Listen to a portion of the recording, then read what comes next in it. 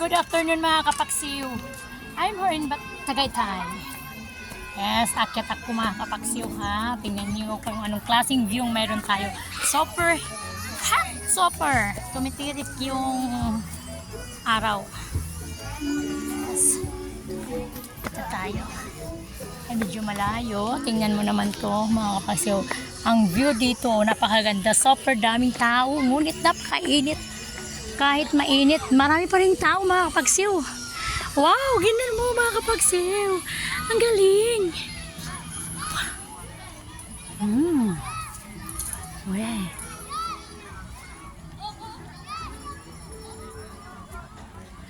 Galing ng babae. Very good siya talaga.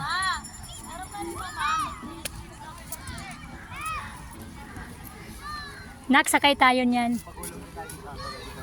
Ang ganda ng view dito. Daming mga kubo. Hindi ko kaya yan. Oh my God. Sumala. Ay, anong ginawa ng apo ko? Naglalaro siya. Montog. La. Ano yan? Nara daw yan, ma. Yung ano ba Oo. yung maliit? Nara. Maraming nakaupo. Nako. Yung ano, 5 lang ma kasi ito ihi ng ihi. Nakaka-30 ka na. Yes, dito man ako. Grabe mga kapagsiw, sobrang init dito. Ngunit kahit mainit ang lugar ng Tagaytay, marami pa rin tao. Tingnan niyo mga kapagsiw. Kahit mga batang maliliit, dala-dala nila. May iba nagpapayong. Yan, no? Kitang-kita niyo. Payong ginagamit. Nagtakip. Malis na tayo. Pagbiyahe pa tayo. Sige. Nagtakip ng mga jacket. Ayan, dami-dami. Ay, mga kapagsiw. Ganda dito mga kapagsiw. Marami kang makikita ang view. Kasi nasa taas ka kasi. Ayan, grabe, oh. Makita niyo naman mga kapagsiw kung gaano kaganda yung view dito. Kitang-kita niyo talaga mga kapagsiw. Ayan. Hindi ko nga malaman kung nasaan dito yung ano yung mount na? Anong mount yan? Mount Taal Volcano. Yes, andito kasi sa Batangas malapit yung Taal Volcano. Tanawin nyo mga kapagsaw, malayo lang kasi masyado. Ayan, nakitang-kita nyo yan.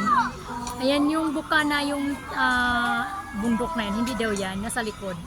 Yung nandun sa likod, yan yun, may umuusok. Yan. Ayan mga kapagsaw. Kita nyo yan mga kapagsaw. Grabe no. Daming tao dito. Hindi maubusan siguro. Siguro tuwing linggo, mamasyal talaga mga tao dito. Pero hindi naman siguro araw-araw. Yun lang ang pakiramdam ko. Kasi kahit bata, dinadala nila kahit sobrang init. Ano kayang mayroon dito? Ang na-discover ko lang dito mga kapagsaw, ang mayroon dito yung maraming puno. Tapos maganda yung location, gawa ng nasa taas ka, matanaw mo yung nasa baba. Kaya lang mahirap pumunta dito mga kapagsaw, sobrang tirik. Yung sasakyan, sigsag, daig pa yung Bagyo. Yung tahanan ng Bagyo ay hindi ganong tirik, pero dito sobrang tirik. Akala mo V.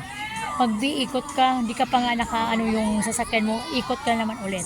Sobrang hirap ba? Kaya minsan, maisip ko na hindi na ako babalik dito sa Tagaytay. Grabe.